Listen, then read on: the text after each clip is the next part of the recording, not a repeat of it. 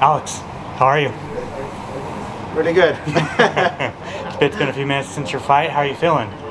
Feeling good, man. A little bit drained from the whole training camp. I really miss my family, A lot of fighters stay away from their family. I'm not one of those person. I need my family close to me to remind myself every single day why I do this for. And this time, sadly, because of all the political stuff that's going on, and then my baby didn't get a passport. It was tough to be away for 5 weeks from my newborn baby, but pull it through, and just thank God for that. So, man, I'm feeling good. How did you feel about your performance? You know what? I'm very picky with myself. I'm happy that I got the victory. Thank God for that. I know I won. It was a close fight, don't get me wrong. And yes, he did drop me once there, but I thought I won. I was close to finishing too. You say he was close to finishing me. Well, not really, because I knew I was not gonna give up. But I almost had him, and I guess it's just part of fighting. So I'm a little bit disappointed I couldn't finish it. But at the same time, man, at this level, it's not easy, So he's a dog. He hasn't been finishing a while. He beat big names, and man, we pulled it through. So we're here now. Well, what was your game plan going into the fight? It was stick and move, man. Stick and move, because he's a dog. He brings the dog out of fighters, and he brought the dog out of me today. He makes you fight. You have no choice. You have to fight him. My plan was, to be honest, stick and move. But it was really hard to do that today. Like I said, I felt very drained coming into this fight. I wouldn't say weight cut was a problem, but also weight cut is never easy. Like I said, I was just very drained, psychologically, physically, everywhere. My soul was very drained. I really miss my family, and I think those are the moments that you really get to learn who you are, because you gotta pull something really, really deep out of you to be able to go and fight again there. So part of me, to be honest, today I had a hard time being there, but man, we did it. And like I said, there's something else inside of me, which I believe is God, that makes me go through those big challenges, and man, I'm just thankful for it. So yeah. And finally, for me, looking forward to the playoffs. Is there a name that you would like to fight? Well, right now it's looking like I'm fighting my friend Olivier Aubin-Mercier, which is always something that I wouldn't enjoy. Probably would like to fight him in the finals. So hopefully Steve Ray, and hopefully Steve Ray gets to pull through, and bump me out so I don't fight my friend Olivier. But so that's what it's looking like. Congratulations. Thanks, Alex, man. Like, how surprised were you didn't get that rear naked choke? Because it looked like you had it wrapped up, man. I knew he was gonna go out, before tapping. So I saw his arm; he was about to tap. I'll be honest with you, I don't know how he got out of it. I knew I had it. I was squeezing, man. Probably that was the problem. I was squeezing too hard, maybe. And then I don't know. I need to go watch what happened, because I was going, and I'm like, I'm getting this. And I remember even talking to myself and saying, I'm gonna get this guy in a rear naked choke. And sure enough, when I saw the opportunity, that's why I latched in there and I just started squeezing. But he's a dog, man. Holy, I don't even know how I didn't get it. So I have to go and watch that and see what's up. So. And Clay's a notoriously, hard hitter, good striker. Did he hit as hard as you expected him to? He dropped me, but no, man. I took every single punch. That one punch that he hit me with, he took me out of balance. But I was back in the game right away too, right? So I have some neck problems I gotta fix real quick, and it's just like some little tweaks I gotta do, and then he's very, he's very elusive, like there were moments where he's just walking away, and I'm like, okay, he's out of my range, and then he comes back around, and I was like, what the heck? So, he surprised me a lot of little things like that I wasn't, I watched his fights and I studied him, but he's very elusive, he's really good at doing stuff like that. So he plays possum a lot, so, my coaches told me, he's like, don't follow him to the finish. So I take him once. I noticed that with my jabs, I take it a few times. But even with my hook, I know I landed some good hooks, but my coach is always like, don't follow him, because he plays a lot of possum. So he wants you to get in there and slug with him, so he comes back with big shots. So I stuck to the game plan, and things work out well. So definitely, man. Congrats. Thank you. Alex, how are you? I'm doing really good, man. How confident were you that you were going to get the decision after the third round? Man, for the last few weeks I've been joking. Today, happy birthday, Coach Young. I've just been joking as I told Coach Young, I'm gonna give you a victory for your birthday, and I kept saying that. But I told him just to make it a joke out of it, I said, just to raise your heart up, I said, I'm gonna give you a split decision for your victory. Just to I'm gonna give you a split decision for your victory. Dude, in my Bible, I read a lot of the Bible, I'm a Christian, I believe in God. And the Bible said, careful with your tongue, what you say will happen, so not exactly like that, but you really gotta be careful with what you say. I've been saying that I've been just joking around, man, and I think I gotta joke differently next time. So yeah, sure enough, I got a split decision today, and I'll probably give a heart attack to my coach and happy birthday, Coach Sean. So yeah, I was really confident I was gonna get the victory. There's a feeling you already know when you're going to win before winning, and of course, this is a 5 games, so anything can happen. But most of the times when I know that I'm gonna go and win, somehow I'm gonna pull it off, and probably that's why I win, because I really believe I'll do it, and I just gonna do it. So Excellent mentality. And lastly, for me, this is a hard-fought and hard-earned victory. How do you plan to celebrate for this? My family, man. I'm gonna go see my family. I'm gonna rest for a bit, and then I'm back to camp. And there are, like I said, I didn't feel 100% today. I'm not making any excuses. It's just the way that the fight game goes. So there's always room for improvements. Like I said, today I think I show a lot of champion mentality, the champion soul. So crap like this happens sometimes. You don't get the fight that you want. You can finish it. You're better than the guy, but still you don't perform the way you should. But at the same time, we have to give credit to Clay Collard. He's a dog, and we all know I was the underdog. I wasn't supposed to win tonight, and I freaking won it, man.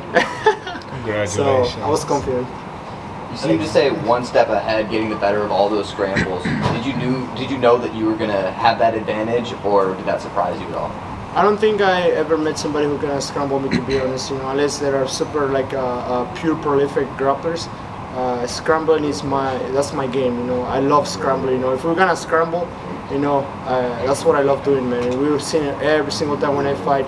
If we get into the scramble, I always go till the end.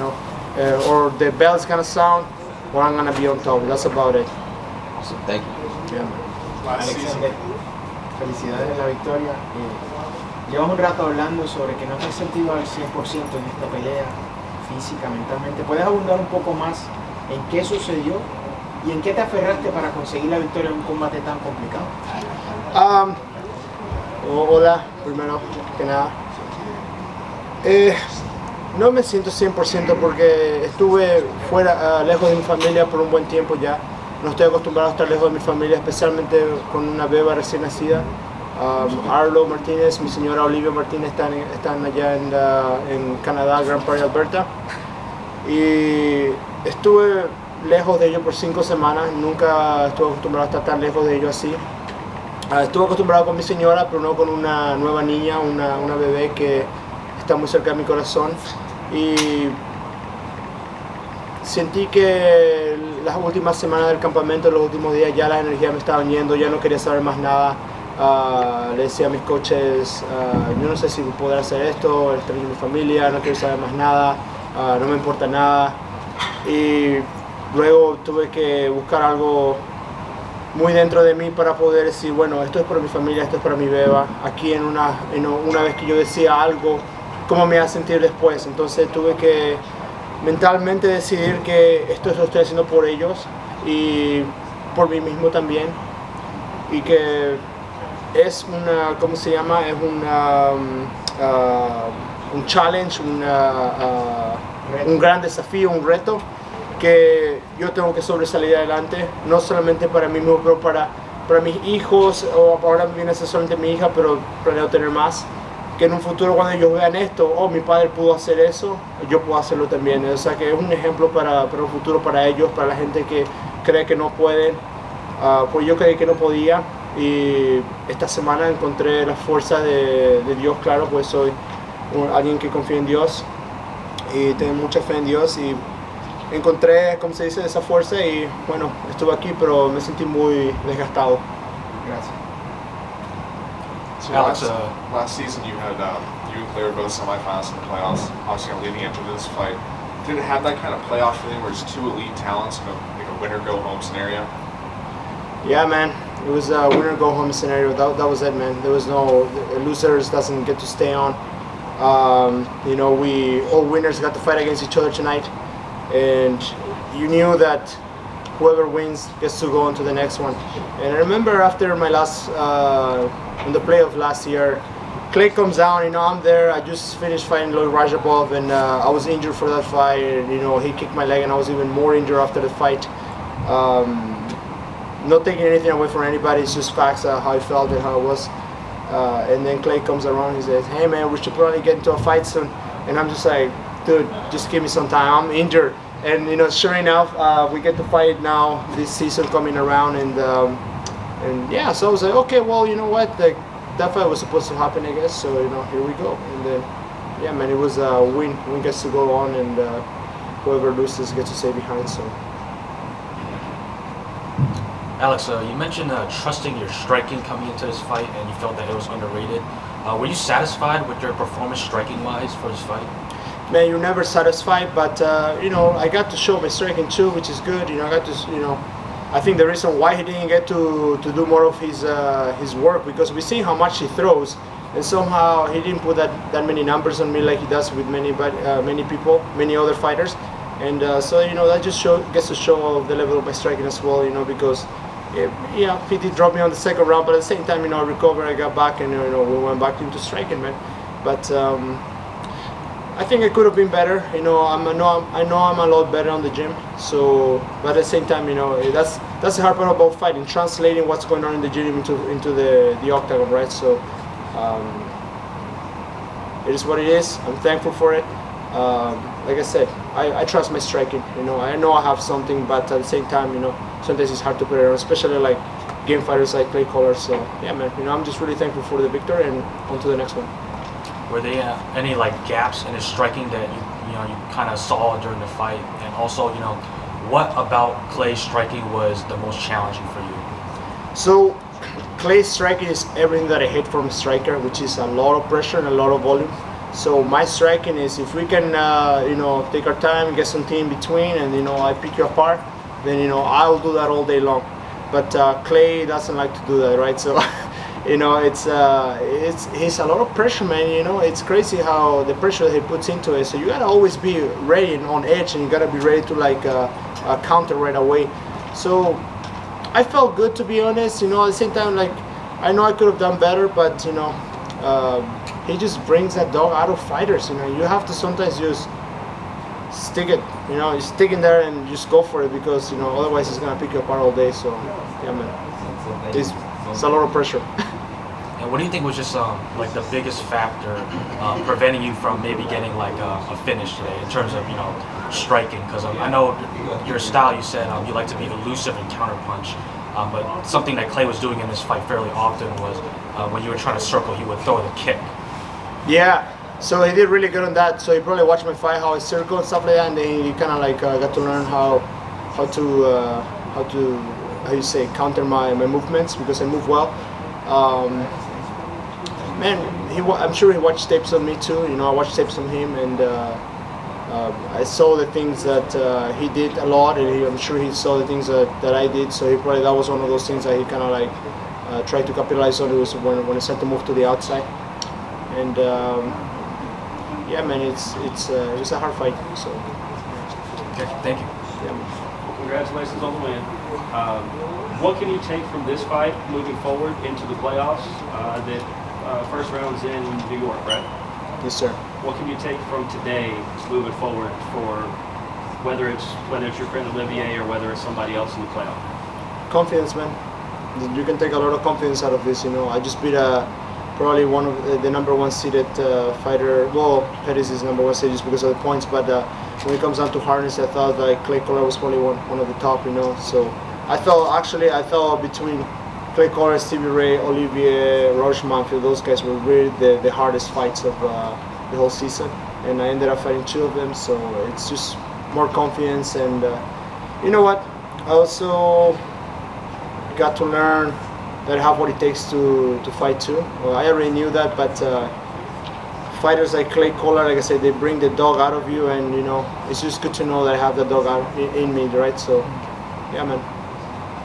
3 more questions. ¿Qué tan importante es el factor mentalmente cuando tratas de conseguir esa sumisión en el segundo round y no la consigues? ¿Cómo te repones para el tercer round o cómo tu esquina te repone para ese round? Y bueno, la parte mental es muy importante en cada round.